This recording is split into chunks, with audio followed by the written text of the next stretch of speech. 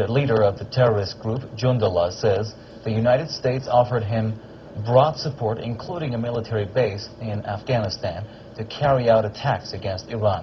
This 2 days after he was arrested on board a passenger plane in southern Iran.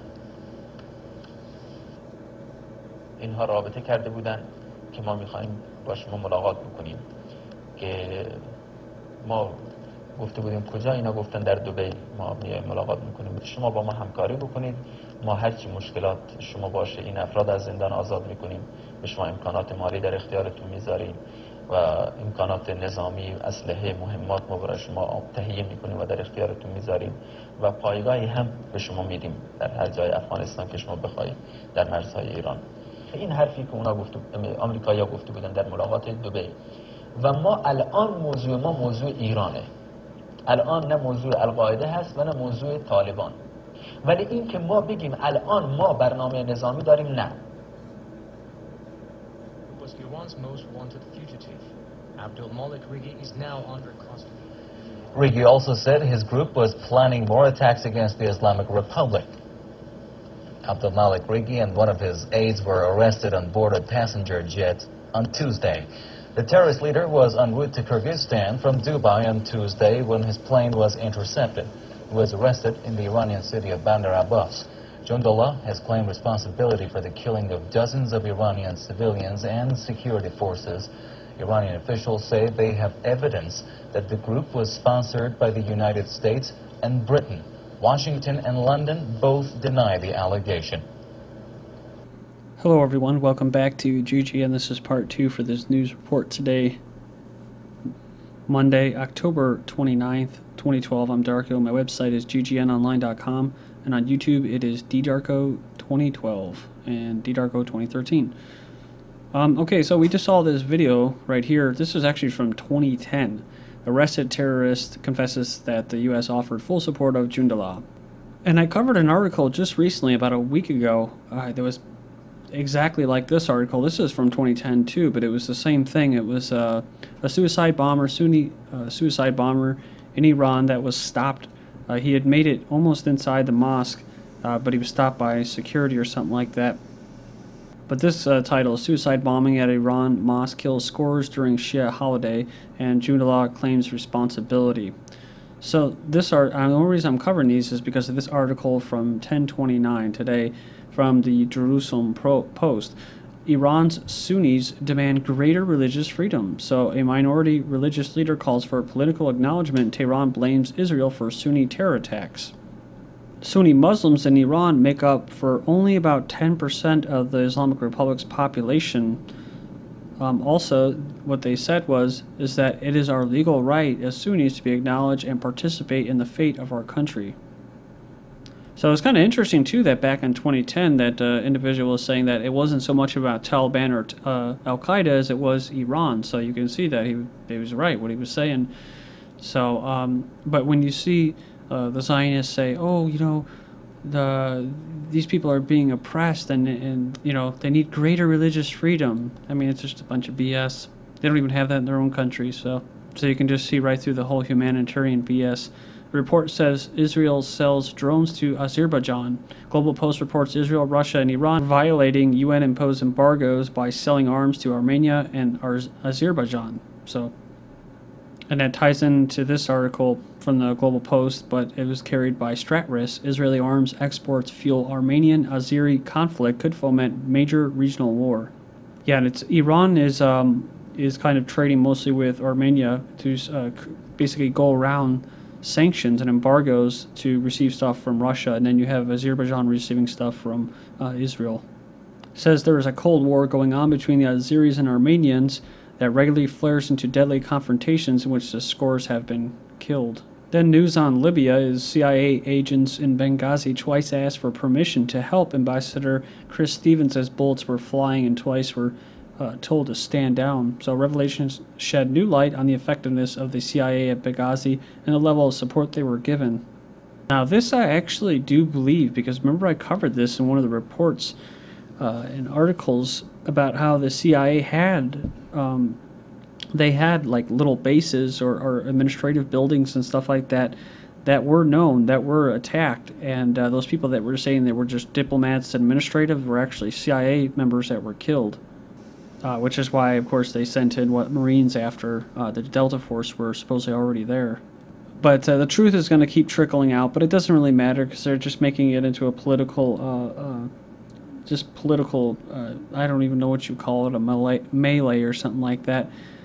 But like I said before, the argument that should be made is that the U.S. and France and NATO and all them, they shouldn't have even went into Libya and done what they've done. So they all are going to pay for what they did. But on the other hand, it's not going to be the douchebags that push this policy like Clinton that are going to pay. No, they're not going to pay. The Libyan people are going to pay. People in Bani Wali, they're getting thrown out of their own town and hit up by the puppet regime that was in place there after Gaddafi, and the terrorists and the other sects that hate them in Bani Wali are just carrying out a genocide, and the West just turns their blind eye. So those are the people of Bani Wali that are going to pay, and those members of the military and intelligence community that were in there that got killed and didn't do anything, well, you know, they also had to pay too, like Christopher Stevens.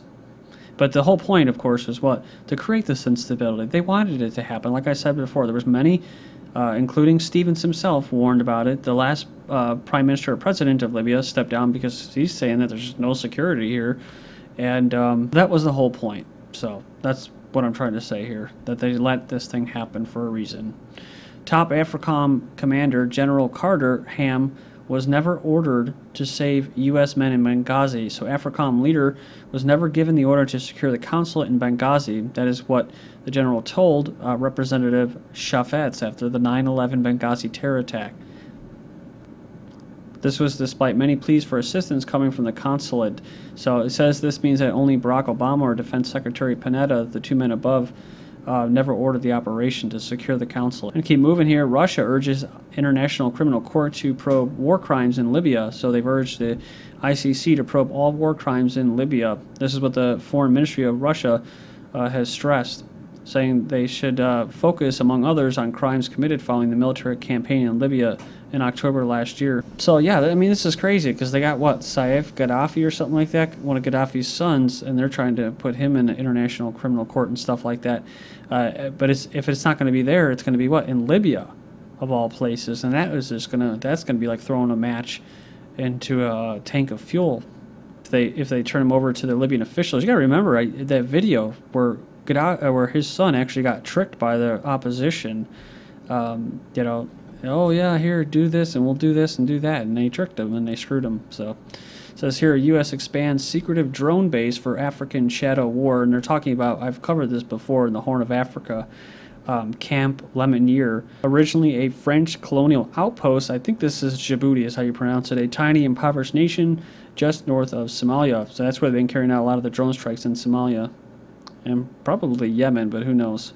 So they're saying the Pentagon's secretive drone and commando base in the Horn of Africa is getting a lot bigger and a lot busier as the U.S. doubles down on its shadow campaign of airstrikes, robot surveillance, and special operation forces raids in the terror havens of Yemen and Somalia. Oh, okay, so this is, remember this, the Pentagon spending $1.4 billion to expand the base's airplane parking and living facilities. Remember we're talking about increasing drones, the amount of drones, the CIA in that. So the extra housing could accommodate another 800 commandos, the Post reports. So other shadow hush-hush drone intel bases are located in Ethiopia, Kenya, Somalia, and the island nation of the Seychelles. Yeah, it's same story, different article. Around the clock, 16 times a day, drones take off or land at a U.S. military base here, the combat hub for the Obama regime's counterterrorism wars in the Horn of Africa and the Middle East. So this Camp Lemonnier began as a temporary staging ground for U.S. Marines looking for a foothold in the region a decade ago. Over the past 2 years, the U.S. military has clandestinely transformed it into the busiest Predator drone base outside the Afghan war zone, a model for fighting a new generation of terrorist groups. Speaking of Yemen and drones, U.S. drone strike kills 4 in northern Yemen, 2 Saudis among those slain in the attack. So there you go, there's a little map of Somalia, there's Djibouti, whatever, and there's Yemen. Moving on here, Yemeni MP says drones prepare the ground for al-Qaeda. I covered this, on the 17th. The U.S. drones war is not only causing blowback, it's causing dangerous instability in Yemen, which, of course, they've had to send more tanks, more Marines and ammunition and funding them as well recently. And they did a big chunk about 2 years ago. So al-Qaeda leader urges kidnapping of Westerners. This guy is probably on direct payroll of the Central Intelligence Agency. That'd be my bet. So for those al-Qaeda that are basically threatening kidnapping Westerners, and Westerners, you should be scared of Iranian terrorists inside the United States, Secret Service is saying contact your nearest field office to report a tweet. So contact your nearest field office with time-sensitive or critical information or to report a tweet. So a lot of people are kind of bashing it right there on their thing. I hear there's a sale on hookers and cocaine in Colombia. This, of course, is time-sensitive and critical information for agents. Crazy, because I think one of the agents just today was in the news about abusing or accosting a female 14-year-old that was in custody. Says, worthy of trust and confidence. That's right. And if you say anything bad about the president, well, you might just get a visit from the Secret Service, the Men in Black. Drone murders of Americans, totally right, and totally constitutional. Homeland Security chairperson. So this is Peter King, of course, a big neocon. And it goes on, it says, and if you question it, oh, see, if you question this, you're a horrible moron. You might get a visit by the Secret Service as well. It's been declassified. A Predator drone turns itself on at military base. Recently, the Washington Post has been running an investigative report on the U.S. wars or shadow wars throughout the Horn of Africa. This report includes an article series on drones. And it goes on here, says that one of them reveals an incident reports in which drones have went haywire, crashing, misfiring, and in one case, a drone even turning itself on. It started its engine without any human direction, even though the ignition has been turned off and the fuel lines closed. And I always like seeing these drone videos on YouTube and stuff with all these little drones, and people think they're so cute, and, oh, you know, a drone plow, and they got a little kid sitting there watching it.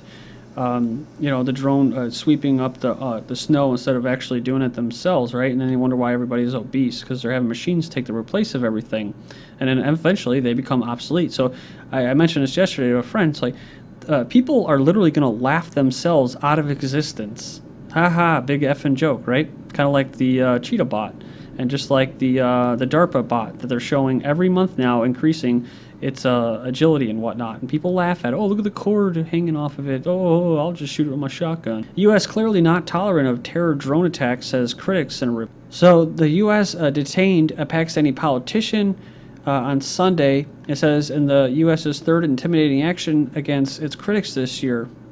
It'll be good press for him. He might get in, but it doesn't really matter. Like I said, as long as the U.S. keeps paying Pakistan billions of dollars, it's just not going to really matter how much people protest. 10 anti-drone protesters arrested at Hancock Field. Remember, this is from October 5th. Nonviolent anti-war activists imprisoned for protesting drone attacks from October 13th. They were arrested for trespass as they attempted to deliver an indictment to Brigadier General Scott Vanderham, the base's commander. Actually, they got what? They got one got 6 months, another kept on a short government leash for the next 5 years. Probation. South Africa's ruling party endorses anti-Israel boycott. Senior members of South Africa's ruling party have endorsed a boycott campaign against Israel, calling Tel Aviv far worse than apartheid South Africa. Let's not forget, South Africa was one of the few countries that rejected the political assassination of Libya's Gaddafi. And Palestinians are vowing to press forward with UN recognition despite Israeli and U.S.